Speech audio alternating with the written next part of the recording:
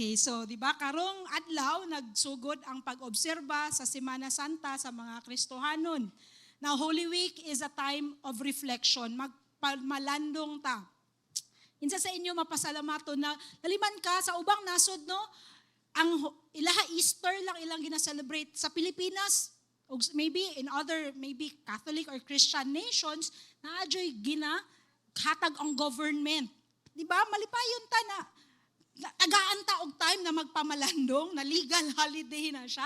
So unta dili nato sayangon. Ug kani nga panahon sa Semana Santa, gamito nato to reflect. Ug mamalandong ta, hinumduman nato kung unsa ang gibuhat ni Ginoong Jesus para kanato 2,000 years ago on the cross. And mao pod ni ang gi-share last week no ni Pastor Ruel sa ato especially about the Passover. And usa ka butang na kinahanglan nato buhaton, specifically nga giingon ni Jesus during this time no of Holy Week is to do the Passover. Say do the Passover. Diba ingon ni Jesus buhatan ni sa paghinumdum kanako. So iyatang giingnan buhatan ni. Og dili lang to niya, wala lang to niya giingon sa iyang mga disipulo dito sa Last Supper or sa upper room. But he said it even to us. Kung muingon ta, nag-Diyos nato si Jesus, mangluluwas nato ta, sundo nato siya. Amen ba?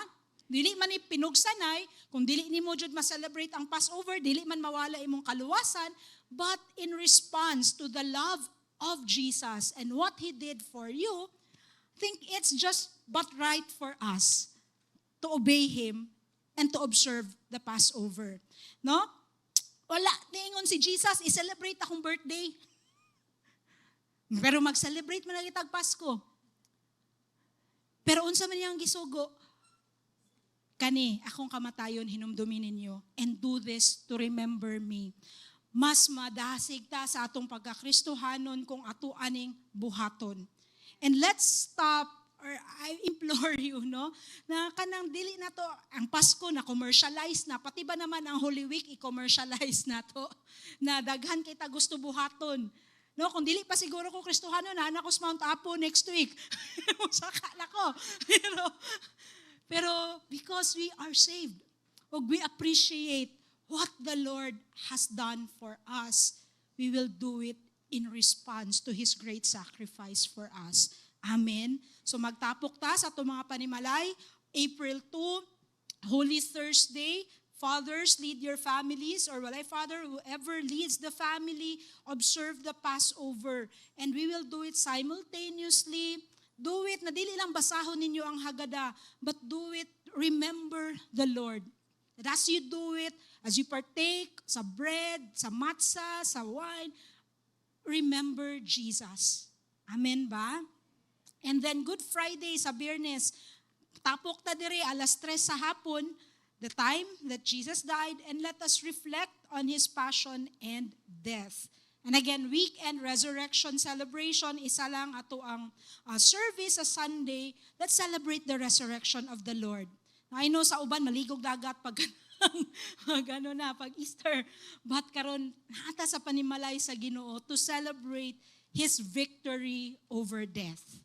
Because we share in the resurrection of our Lord Jesus. Amen. So karon ang gusto ni pastor na natong matun-an, siya gi-prepare na wali para sa atua, it's related to what is known as Palm Sunday, no, in memory of the triumphal entry, ang madaugon nga pagsulod ni Jesus sa Jerusalem before His crucifixion. And ang title ani nga message has to do with worshiping Jesus for who He is. Ang pagdayig kang Jesus sa kung kinsa gyud siya. No, nadili lang kung kinsa ang atong nadungog bahin kaniya, but kung kinsa siya isip usa ka Ginoo ug isip usa ka mangluluwas. Amen. So ato ang text basahon nato sa Matthew 21, 1 to 11. As they approached Jerusalem and came to Bethphage on the Mount of Olives, Jesus sent 2 disciples, saying to them, "Go to the village ahead of you, and at once you will find a donkey tied there with her colt by her. Untie them and bring them to me. If anyone says anything to you, tell him that the Lord needs them and he will send them right away. This took place to fulfill what was spoken through the prophet. Say to the daughter of Zion, see, your king comes to you gentle and riding on a donkey, on a colt, the foal of a donkey. The disciples went and did as Jesus had instructed them. They brought the donkey and the colt, placed their cloaks on them, and Jesus sat on them. A very large crowd spread their cloaks on the road, while others cut branches from the trees and spread them on the road. The crowds that went ahead of him and those that followed shouted, Hosanna, Hoshiana to the Son of David. Blessed is he who comes in the name of Jehovah. Hosanna in the highest. When Jesus entered Jerusalem, the whole city was stirred and asked, who is this? The crowds answered, this is Yeshua, the prophet from Nazareth in Galilee. Let's pray. Heavenly Father, Lord, salamat, Lord God, for this opportunity, this great, Lord God, and task, Lord, to deliver your message to your people. God, I know where I'm lacking, Lord God, so I trust, Lord God, in your sufficiency, Lord God, sa karong buntag, Lord. Salamat, Lord God, that this word, Lord, will be received in the hearts of your people. Lord, it will not only inform us, Lord, but it will transform us from the inside out so that, Lord, we know how to respond to you, O God. Na among mga kasing-kasing, Lord, magdilaab karong buntag, Lord God. I pray, Father, that you will, Lord God, cause us to be more in love with your Son, Jesus. So that, Lord, sa bisang unsa pa man, Lord, ang mga panghitabo sa among palibot, amo, Lord God, among focus, Lord, na kaniya, na Lord, dili mi matandok, Lord God, but Lord, you will, Lord God, cause us, Lord, to go deeper in you, Lord God, so that we will, Lord God, be anchored, Lord, in such times, Lord, that we will worship Jesus for who he is. And Father, thank you. Let your Holy Spirit, Lord, work in each of our hearts, Lord, this morning, that we will be attentive, Lord God, to the preaching of your word, and that our hearts, Lord God, will be gripped, Lord, by your holiness. Thank you in Jesus' name.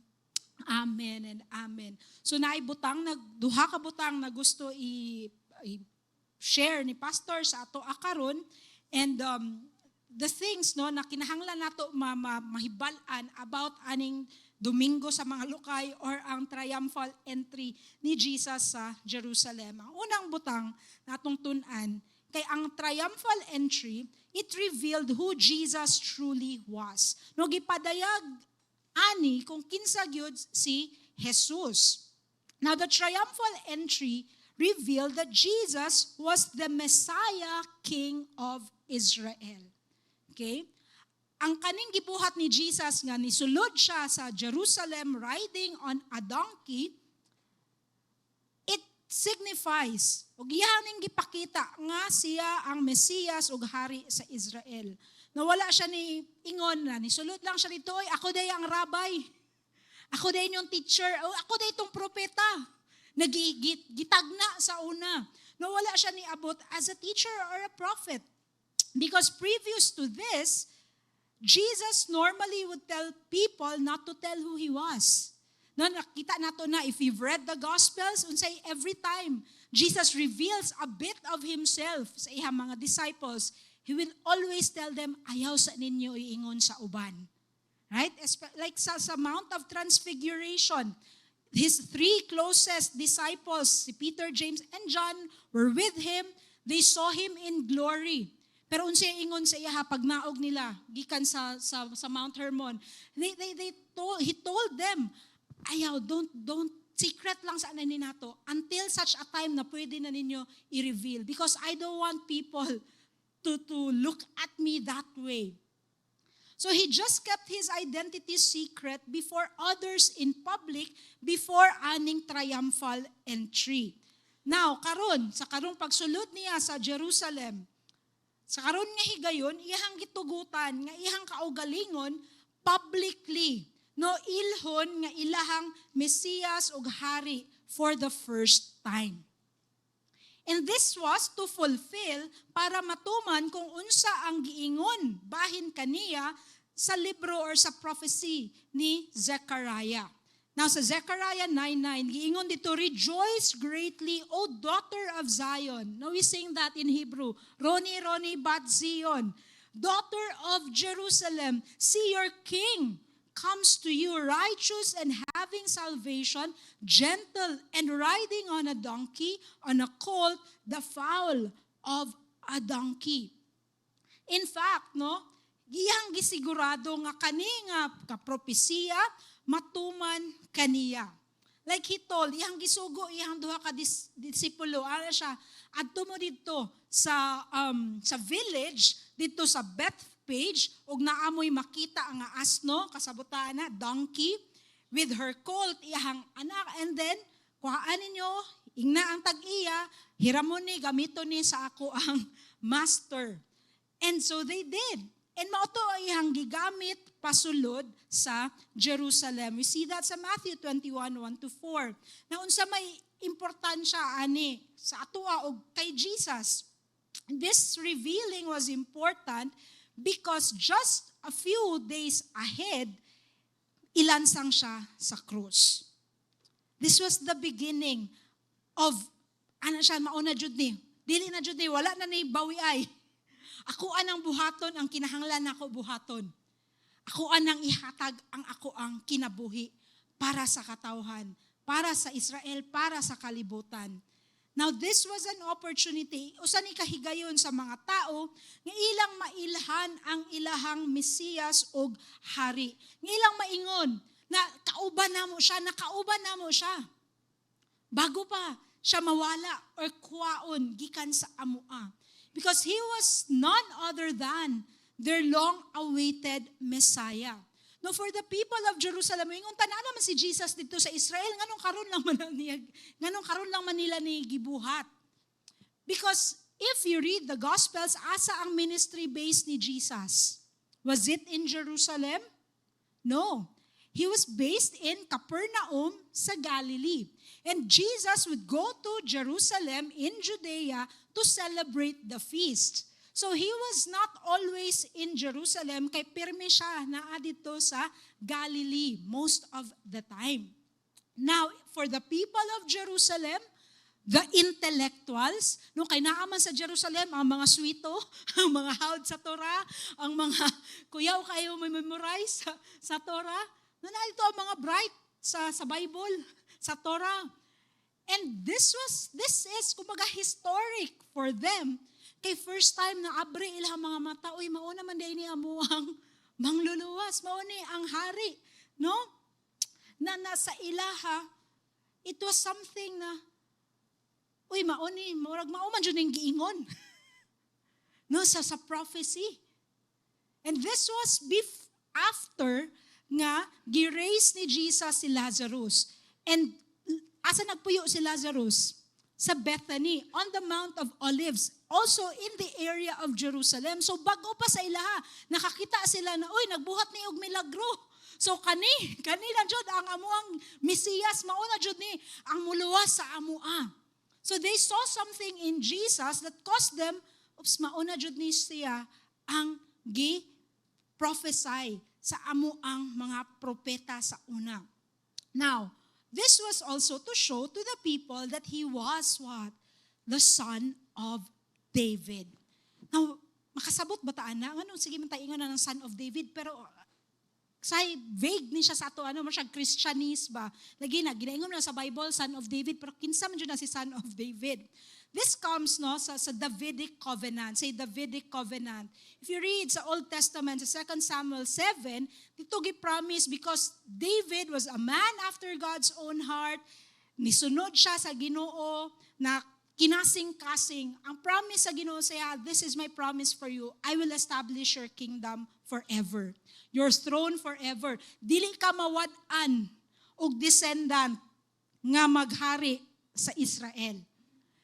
And so, yes man, naabot sila sa point nga gi-exile sila, pero nagpabilin ang promise sa Ginoo. And so they were looking forward for a son of David to rule Israel, na maghari sa Israel. So for them, nakita nila, uy, kani siya, pwede niya buhaton ang mga dagkong butang para sa amoa. So they said, and they decreed, this is the Son of David. Diba? Sa Matthew 21:9, ang silang ingon, the crowds that went ahead of him and those that followed shouted, Hosanna to the Son of David. What is Hosanna? Hosanna is not praise the Lord. Hallelujah is praise the Lord. Hosanna, Hoshiana, in Hebrew, save us, O Lord. Tabangi mi, luwasami, Hoshiana, now na. Now na, because really that's it. That's a desperate cry. It's not even a praise cry. It's a desperate cry for help. Hoshiana, Son of David, ikaw pwede ni mo tabangan. Sama kang David, tabangi mi. Ihapsay ni tanan, kay samok na kayong mga Romans. Tabangi mi, karon na. So this was their cry. Now, Jesus didn't stop the people from declaring who He was. He didn't say, Saba, dili pa ni karon ng panahon. But He allowed them to call Him the Son of David. Now, in fact, before this, someone else called Jesus Son of David. It was Bartimaeus, the blind man, who was healed. And so, miracle after miracle followed as Jesus entered Jerusalem, so they saw Him as the Son of David. Now, this truly was a revelation that even children, say even ang mga bata, no, they put their cloaks dito sa dalan, ilahang nag-wave silang mga palm branches, they welcomed Jesus as the Son of David. So He was revealed before their eyes as their Messiah and King. Kani mga taga-Jerusalem ni, iya mga disciples kabalo na that He is the Messiah. Even Peter, no? Up front declared that you are the Christ, the Son of the living God. Now, ang Israel does not need to wait for another Messiah King. No, that's the B, under point B. Israel does not need to wait for another. Dili na kinahanglan muhulat pa sila og Messiah King. Because Jesus was and is. Say, Jesus was and is their only King and Messiah. Wala na ilain pa. Now, sadly today, the Jews are still waiting for their Messiah. Israel this day. May man yes, chosen people na sila, gipili na sila sa Ginoo. But there's a veil. No, naagapoy belo. Dili nila makitag tarong kinsa si Jesus. Because they believed that there would be one who would be Mashiach ben David or Messiah, son of David. Pero dili na nila makita kay Jesus. In fact, in Israel and even sa mga diaspora Jews or mga Jews na nakascatter around the world today, still awaiting, no, for their salvation. When you say Yeshua or Jesus, for them that's an insult. And Jesus, allergic na sila sa pangalan na Jesus. Now, there was one Messianic Jew sa Tel Aviv. His ministry, nasa hotel dito sa Tel Aviv. His ministry was to minister to the Jewish people. And he's a Jew himself. And he would evangelize to them. At some point, naglagot ang mga Jews, gibunalan siyang shofar. Because for the Jews, and we don't want to hate them for that because they experienced so much in the name of Jesus. Hitler killed 6 million Jews in the name of Jesus. So we cannot dapat mutuon mo kay Jesus. Because even as a nation, traumatized sila. Because Christians who claim to know Christ use the name of Jesus to persecute them. Now, aside from that, they are waiting for someone else. In fact, na mga Jew karon, naabi nila ang ilahang coming Messiah, ilahang Prime Minister, ilahang mga leader. Because mao jud ning mulawas sa ato agikan sa ato ang mga kalaban. And that's why, no, tungod kay dili nila madawat nga si Jesus ang one and only Messiah, maabot ang panahon nga mudawat sila sa Antichrist. Kani mao ni ang magtindog sa ato ang templo. na the third temple. And the ground is being prepared right now. Again, as we believe, no, as a body, we're not looking forward sa coming sa Antichrist. We're looking forward to the coming of the real Christ, right? Pero, ang mga Hudyo, they will, because God will deal with them as a nation, God will save them as a nation, but a time will come that they will be deceived. No, malinlang sila. Tungod kay wala nila gidawat si Jesus when the first time that He came here, karon maabot ang panahon nga ilahang dawaton ang Antichrist. Now, John 5:43, ginahint na ni Jesus, ngayon siya, I have come in my Father's name and you do not accept me. But if someone else comes in His own name, you will accept him. So, even Jesus, naiyahan ang kumbaga na prophesy ni ahead. Yes, kay dili man ko ninyo dawaton, maabot ang panahon, nga naay mo ingon, nga siya ang Mesiya, siya ang muluwas kaninyo, mauto inyuhang dawaton. Ba? Now, sa kaning triumphal entry, sa pagsulod ni Jesus na madaogon sa Jerusalem, iyahang gisigurado nga ang mga katawhan would know that He was their king, yet a different king. Yes, siya ang ilang hari, pero dili ang hari na ilahang gina-expect. Because in ancient time, katong sa unang panahon, na if a king rode on a horse or stallion, kung kabayo ang ihang sakyan, now it would suggest that he was coming for war or that he was a conquering king. Now, kung si Jesus ni sulod nga nagsakay og kabayo, it would really cost to even the Romans. Would see, oops, murag na ni plano. Magkudita man siguro ni. No? Magsugod man siguro siyang people power. No? But Jesus rode on a donkey. He rode on a donkey, not a stallion. It was non-threatening, which was a contrast to any ancient conquering king who majestically rode on their strong horses. Now, Zechariah prophesied that such a coming was a picture that their king would come in what? In humility and gentleness. Nga inyohang hari mo abot nga mapaubsanon og malumo, gentle. Matthew 21:4-5, this took place to fulfill what was spoken through the prophet. Say to the daughter of Zion, see your king comes to you gentle and riding on a donkey, on a colt, the foal of a donkey.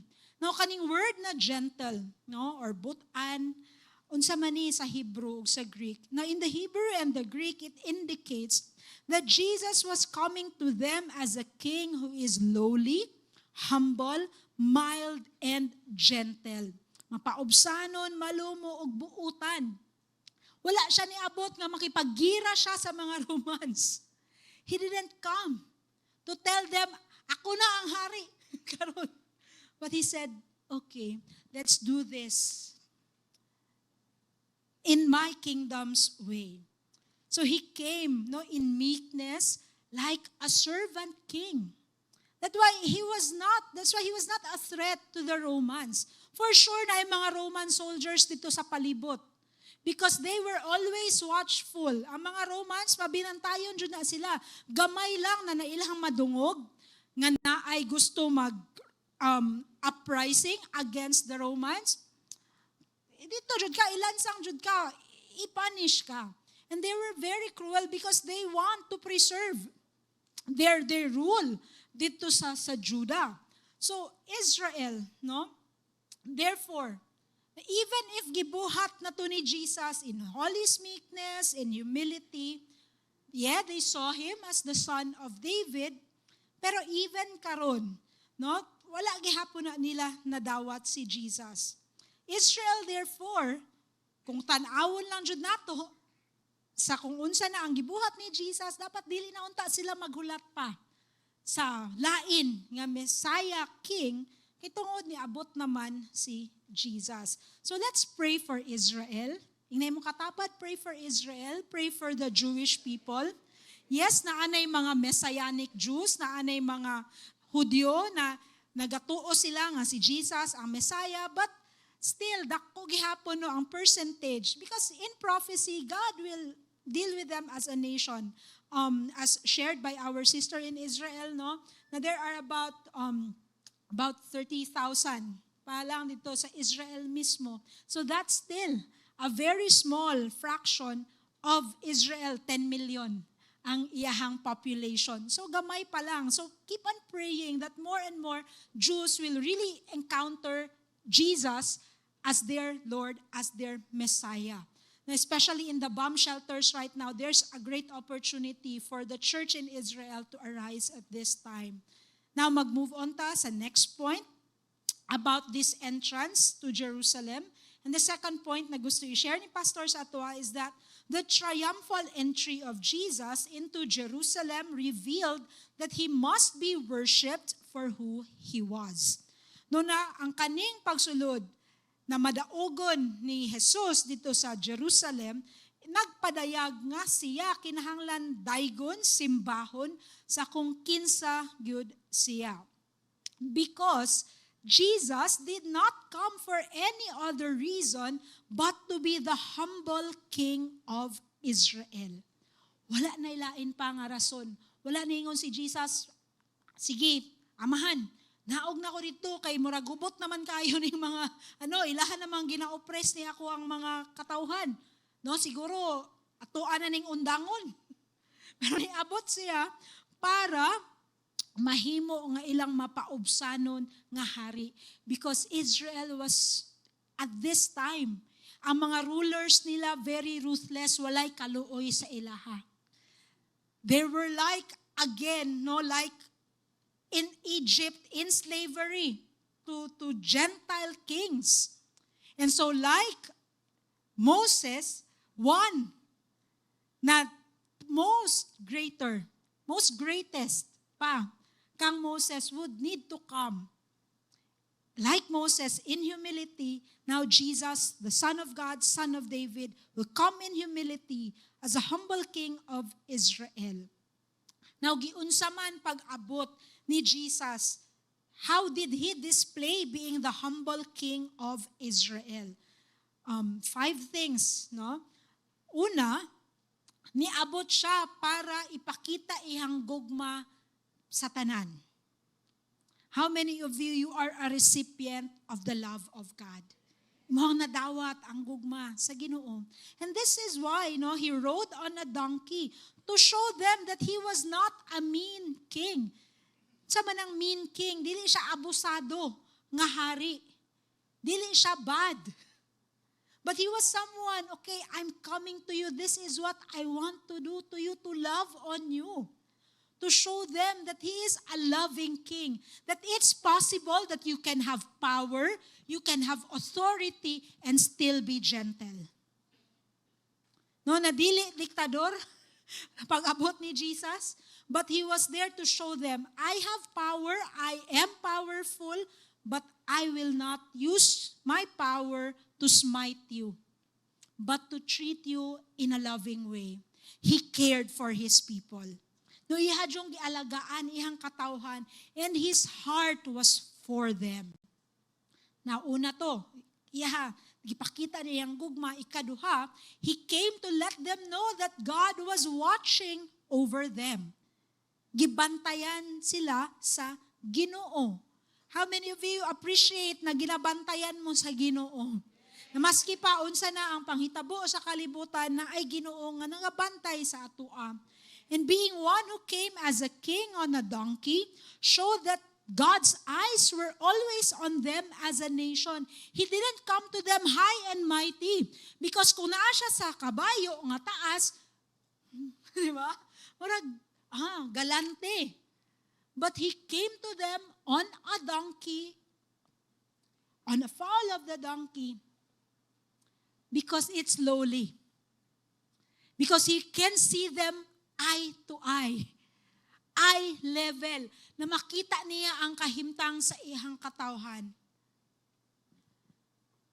He came as the lowly King of Israel.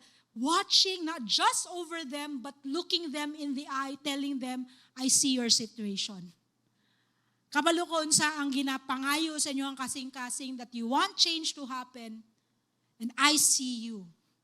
How many of you appreciate that? When people tell you, I see you, I see what you're going through.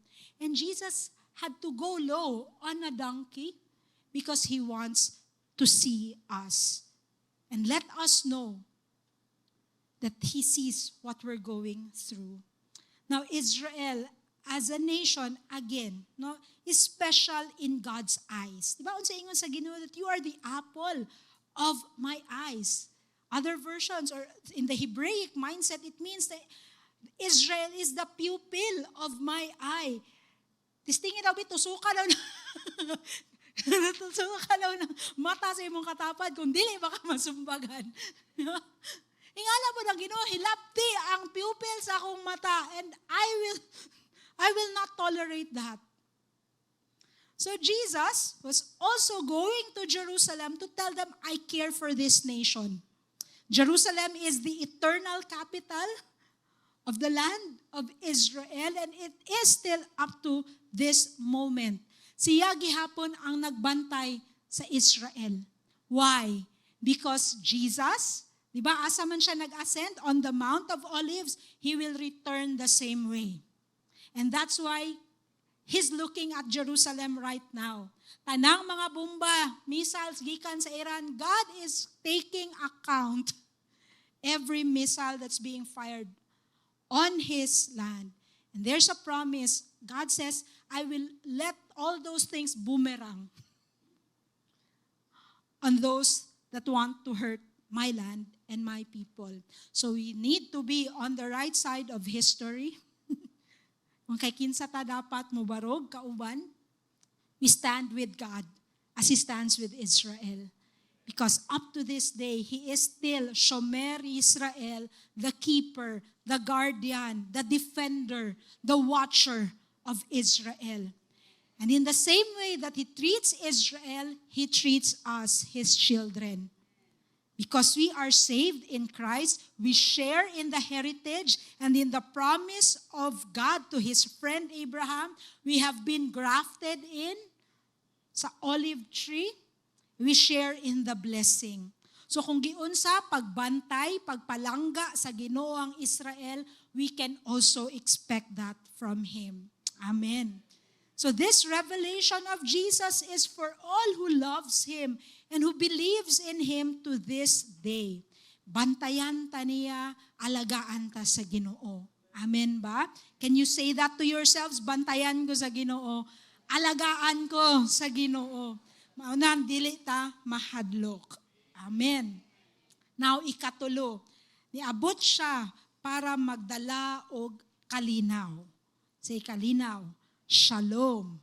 As a gentle and humble king, Jesus showed that He was Israel's shalom. That He is Sar Shalom, the Prince of Peace. He was their peace. Dili lang kay siya ang muhatag og kalinaw, apan siya mismo ang ilahang kalinaw. He did not come to threaten anyone. Wala siya ningon, tawagan agad to rito si ano, kay magatubangay mi. Ingon siya, okay, let's do this way because I come to bring peace. No, also we sing that sa atong feast. No, Havenu Shalom Aleichem. We bring peace to you. And Jesus is saying to His brothers, I bring peace to you, not war. So He comes to bring peace to those who would come, accept, and believed in Him. And Israel at this time, they needed inner peace. Kay grabe, as in, if you study how the Romans treated their katong mga na-colonize nila, they were very harsh. Dili lang kamo bayad og tax, dako na kaayo ang patong ana. And they were very oppressed as a people. So the Romans occupied their land. No, kuhaan sila, kawatan sila, instead na para sa ilang pamilya, no, kurakuton sa mga Romans. So they were crying out to God, Lord, save us from this system. Now Jesus, He came to bring peace to them, to to assure their hearts, to tell them it's going to be all right. Yes, I see that you are being oppressed. I see kung unsa inyo ang ginaagian karon. But I come here to give you shalom. To let them know that there's a peace that surpasses, that transcends all understanding. How many of you know that verse? The peace that surpasses all understanding we have in Christ. Unsa bang nang peace nga naga-surpass sa tanang mga masabtan nato or maski dili nato masabtan? Na kanang even sa anyuhang ginaagian, pila diri na amoy mga problema na mo. Ingon mo sa Ginoo, Lord, wala na ako kasabot. Lord, wala na ako kapaloon sa akong buhaton, ani. Wala na ako ikalinaw, nalibog na ako kung sa akong buhaton. But then if you have Christ, the Sar Shalom, Prince of Peace in your life, you ascend, you transcend. It surpasses. It overtakes the chaos in your heart and in your mind. And it assures your heart, I know, Lord, nakaniman akong sitwasyon karon, but I know everything will be all right. You have that peace in you na, Lord, maski pa, 200 na na. No? Nanari uban, simba ko pala yun. 200. But you know that you have that assurance in you. You have shalom. Na God will take care of you. Na dili ka malisang. Na maski nagkaguliyang na ang kalibutan, ingon, ma-extend pa daw ang gira sa Middle East. So, wala pa ta. Murag layo-layo pa sa finish line, murag daghan pa siya humanon dito sa Iran. Pero, when we have the Prince of Peace reigning in our hearts, we can be assured that everything will be all right. We will rise above the circumstance. Because ours are shalom, our peace is with us. Amen ba? Dawat ba ninyo? Kaupat, no, He came to them in righteousness, sa pagkamatarong. Zechariah 9:9 says, He rejoice greatly, daughter of Zion, shout, daughter of Jerusalem, see your king comes to you. In what way? Righteous. Matarong siya nga muabot kaninyo. Ug siya moabot para modala og righteousness. Righteousness to the people. Nga matarong sila. What does it mean? Para lang mapambutan sila? Ay, magbinutan na ta kay nanatong hari. Kay butan biya tong hari. No. He came to bring them into a right standing with God. Kay para masakto ang ilahang kinabuhi atubangan sa Ginoo. Balisod, pag ato ang kinabuhi, dili sakto atubangan sa Ginoo. Dili ta kabaloon saon pag-relate sa iyaha. That's why Jesus said, I came, I am the way, the truth, and the life, so that you can live righteous. So that you will know how to live righteous. Kana imong gusto nga mabag-o ka, mahitabo na. Because I came to you. That they were not to live in their own righteousness or ilahang kaugalingon nga pagkamatarong. And mind you, He came to Jerusalem, kaning mga tao sa Jerusalem, mga butan ni. Mga law abiders ni sila, kay mahatlok ni sila na ilahang disregard ang Torah or i-disobey ang Torah, na even, di ba, sa pag-observe sa Shabbat, dili sila pwede mo mulampas og pila ka mile. Ingana sila ka-strict sa ilang observance because sa ilahang paghuna-huna, pag mapakyas mi sa pagtuman aning Torah, wala na, finish na, may dili na midawaton sa Ginoo. And so they tried to do right because they think that their righteousness can save them. Ingana po ng ubang mga Kristohanon karon, di ba? Even sa mga religious, buhaton na ko ni kay para okay ko atubangan sa Ginoo. And yes, righteousness, God honors righteousness. Pero kung magsaligta sa ato ang kaugalingon nga kaayo or pagkamatarong, wala gihapon na. Unsa ingon ni Jesus sa Isaiah, tanan inyong ginabuhat na maayo, trapo na asa ko ang pananaw. Without the blood of Jesus washing us, kung dili ta mo barog o musalig sa pagkamatarong ni Kristo para sa atoa, walay pulos ang ato ang mga maayong butang na ginabuhat diri sa kalibutan. And Jesus, the righteous one, He gave us His righteousness. So dili na sa ato ang kaugalingon na maningkamot ta, na mubutan ta, but it's because of Jesus in us nga makabuhat ta og matarong. Do you get this? No, dili lang ta nag-strive in the flesh kay sige man gihapon tag kapakyas jud kung ato alang kabutan ang ato ang saligan. Diba? So mo na musalig ta sa pagkamatarong ni Jesus because He came so that their sins or our sins would be made right, would be washed away, and we will be made right before the Heavenly Father.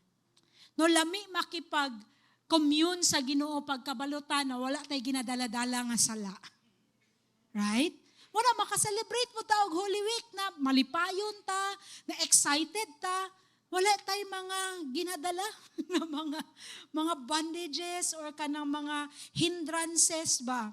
So ato ang dawaton ang righteousness ni Jesus so that we can enjoy our relationship with our Heavenly Father. So upat to kabutang. Okay, palakpakan na to ang Ginoo. Upat to kabutang pero 5 man niyang gihatag ni Pastor. So itong number 1, just a point of review, He came to what? To show us His love. Number 2, to watch over us. Number 3, to give us peace. Number 4, come in righteousness. And then 5, He came to bring salvation. This is really the ultimate goal, to bring salvation para luwason ta. Again, Zechariah 9:9, see, your king comes to you righteous and having salvation. So this talks about Him setting His people free. Kinahanglan nila og kalingkawasan, kagawasan, dili lang gikan sa mga Romans, but gikan sa ilang mga sala. And same way with us. No, because in some days from here, Jesus would offer Himself on the cross. He would be their Passover lamb. Pila na lang kaadlaw, so gikan sa iyang pagsulod sa Jerusalem, He would be the Passover lamb who will give Himself as the ultimate, the final sacrifice that will atone for the sins of the world. He would bring us salvation, not to set us free, to save us from our sins, so that we can be made righteous in the eyes of the Holy God. Without Jesus, again, ang tanaw sa Ginoo sa ato hugaw kaayo. But because Jesus did what He did, He offered Himself for us, He gave Himself, He became not just the King, but He became our Savior. Is Jesus your Savior? That's why He was given the name, intentional kayo ang Ginoo. Now, dapat kani ang pangalan sa akong anak pag-abot niya dira sa kalibutan. He is to be named what? Yeshua. Yeshua is the short form for the name Yehoshua, which means Jehovah saves. So, even sa iyang pangalan, He lived it out until He offered Himself, and He still is the Savior of the world today. So all those 5 things, katong 5 kabutang, no, Jesus must be worshipped for all these things. Mauna ang rason nga nung daygon nato si Jesus. These 5 things, ihang gugma kanato, ihang pagbantay kanato, ang kalinaw na ihang gidala para sa atoa, ihang pagkamatarong na ihang giambit sa atoa, ug ang kaluwasan nga ihang gibuhat para kanato. Now, unsa man ang reaction sa mga tao sa pagsulod ni Jesus? No, they were wild. They were rejoicing. They were, grabe sila ka-excited. They were so excited to the point nga ilahang mga cloaks, ilahang gibutang sa dalan. waved palm branches, shouted, Hosanna, Hosanna, Son of David, blessed is he who comes in the name of the Lord. So overwhelming kaayo, no? To be in that, imagine yourself on the street of Jerusalem, welcoming the Son of David, acknowledging his kingship, welcoming him as their Messiah, telling him, ikaw among Ginoo. However, say however, nalay apan-apan, ilahang expectations were different. No, ilahang mga gilahom kaniya lahi. And so, because they had this,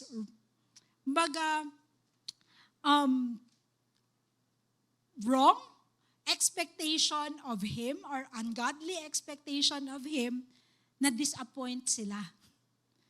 They were thinking, mao na jud ni, lawason na jud mi. Magbabag-o na jud ang mga butang karon, kay naa na mo ang hari. Na kani mga Romans, pahawaon jud ni sa among bagong hari. Mag people power ni si Jesus. Buhaton ni niya.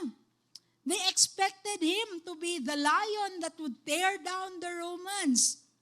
Pero, kadtong, nahitabo na after Passover, gidakop si Jesus, uy, nagbago na po sila. Unsa naman ilang syagit?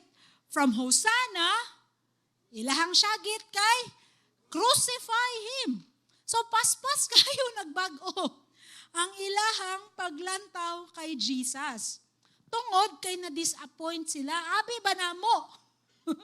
Mauni mong buhaton, dili man di ay, luya man jud di ay ka, kay nadakpan man ka, or wala man lang gani ka niniingon, wala man lang nimo gipaglaban ang imong pagkahari. They still didn't get it because Jesus did not fulfill their expectation. Kay unsa man ilang gihuna-huna, nisulod na sa Jerusalem ang Son of David.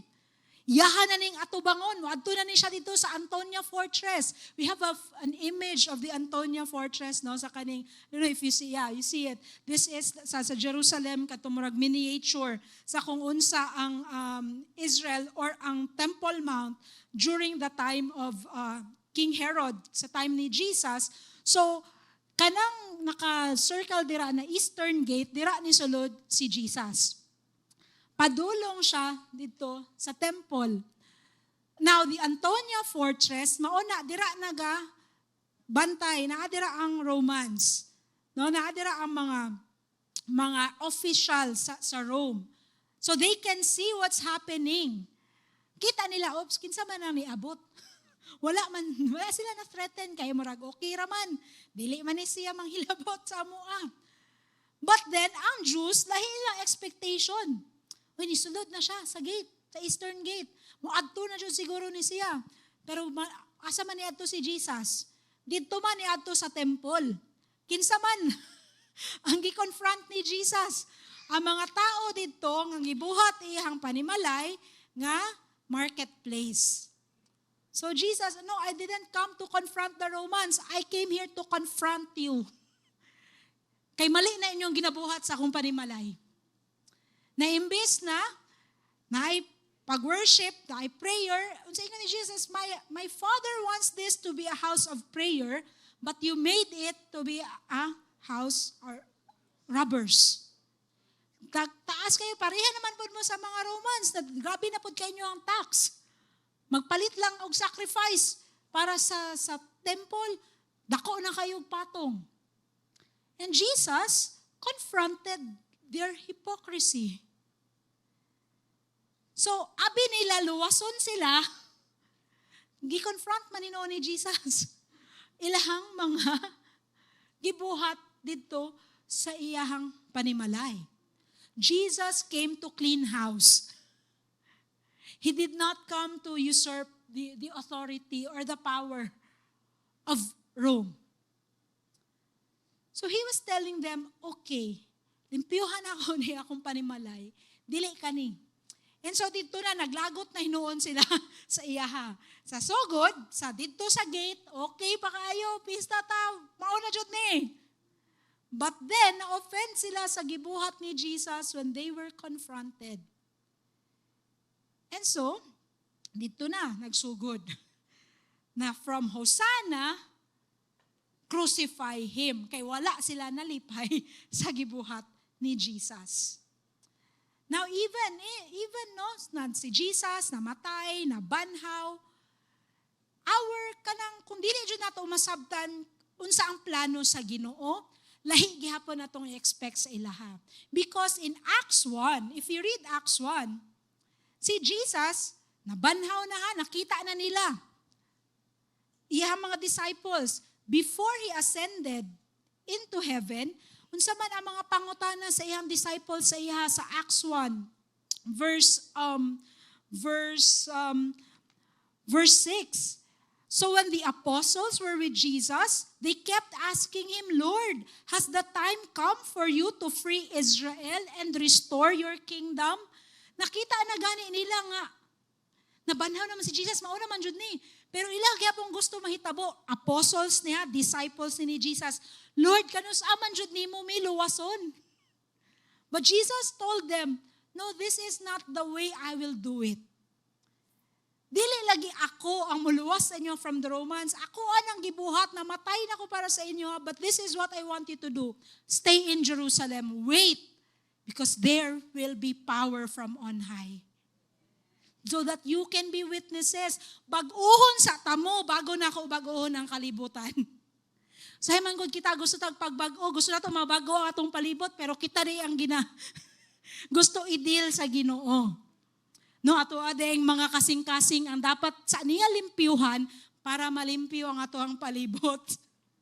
Pero kita gusto man jud ta, Lord, baka wag matakot. We want it our way.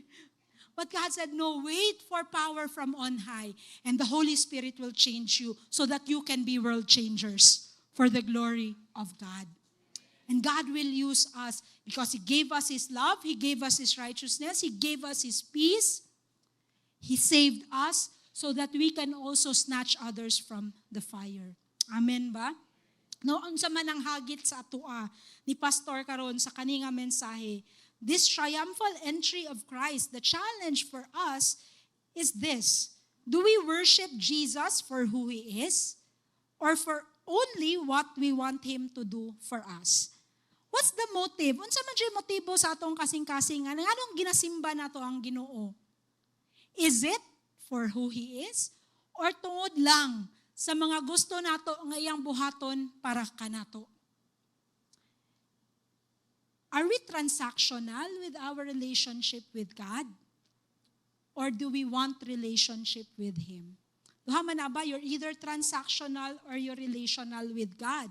Because transactional, ato ang pag-relate sa Ginoo, unsa man na, asa man na makita, Lord, musimba ko kung.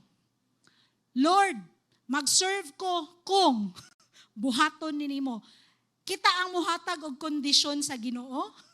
Lord, muhatag ko kung. Namurag nabali naman, kita na may Ginoo, dili naman siya. No, kung basahon na to ang Bible, ingon ang Ginoo, if you do this, I will bless you. If you disobey, this will happen. Pero kita naman ang muhatag og kondisyon sa Ginoo. Lord, kung ihatag nimo sa ako na trabaho, musimba jud ko, Lord, pero katunan ang trabaho, wali na makita sa simbahan. No? Real talk lang sa taron, di ba? Because sometimes, bakit ang nagahatag og kondisyon sa Ginoo? Ginoo pa ba siya sa atoa kung ing ana ang ato ang ginaingon sa iya, ha? No? Or sama bata sa ani, Hosanna, Lord, Son of David. Yes. Pero katong girebuke na ta, gikorek na ta, ay dili man ni mao. Dili lang ko. Dili lang. Out lang sa ako. Gilang. Dili pa ko andam ana. Ingana ba atong trato sa Ginoo? Now we become transactional, conditional sa atong pagsimba sa iya, ha? No, sadly, no, there are some of us who want God to meet what we want or expect Him to do. Itawag pa nato siyang Ginoo. Mayngan patag, Lord, have your way. Pero atuan ay gapon, my way lang may gapon. Ang atong paborito nga kanta. Walay kabaguhan. And do you think, no, na malipay ang Ginoo sa atuana? I-twist na to, Lord, mag-fast ko.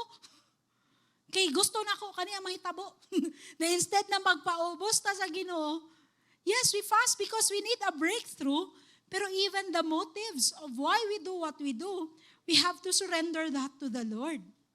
No, kananaagay tayo mga ungodly expectation na dili ma-meet, ma-disappoint ta. Pila sa inyo na disappoint na mo? No, sa iba, tinood ba tao na? Naman po, mag-ampo ka, Lord. Please, kani, unya, wala nito bag ang Ginoo sa way na gusto nato niya buhaton. Ma-disappoint ba yata? Dili nato ingnon eh. Dili nato ingnon, Lord, na-disappoint ko sa imo kay mahadlok ta makilatan. Pero, atong mga actions, no, dili na taganahan mo ampo. Dili na taganahan mo basag Bible. Dili na tayo, dili lang sa ako mag-serve ron, oy, kay, naluya man ko.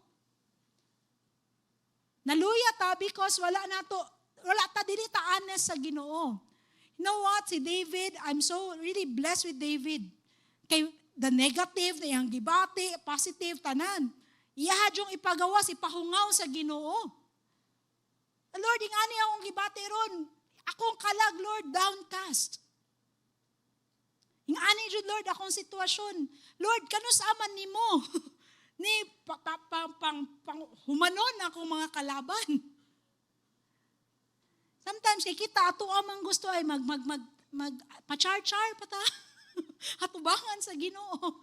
Nya wala dai nato gihatag sa iya ato mga kasakit, manggawas na sa ato ang behavior. Sa ato ang attitude towards Him, towards His people, sa tanan, maapektuhan. Even atong ministry. Kay wala nato giingon sa Ginoo na Lord, mauman gud ni akong expectation sa imo ha. You see, God can accept ato ang mga ginahatag sa iya ha. We can be blunt with God to tell Him how we feel. Dili ma-threaten ang Ginoo sa ato ang honesty. In fact, He welcomes it. No, a broken spirit and a contrite heart, He will not despise.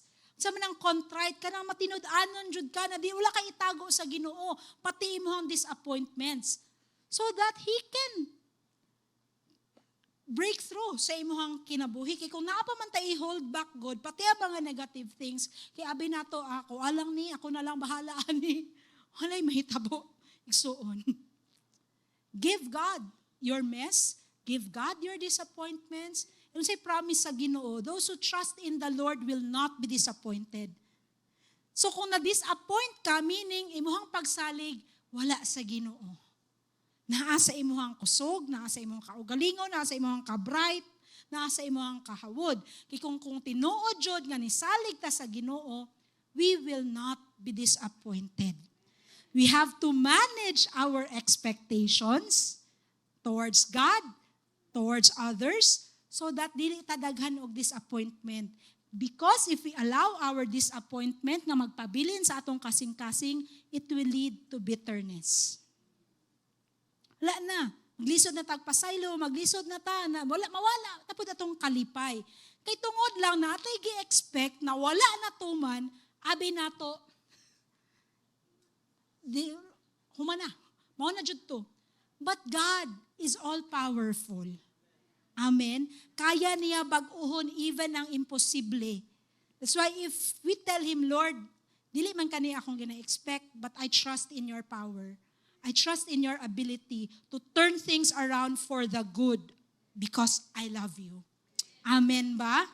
So dili ta magtampo. Unsa man ang tampo gani? Dili ta mangluod sa Ginoo.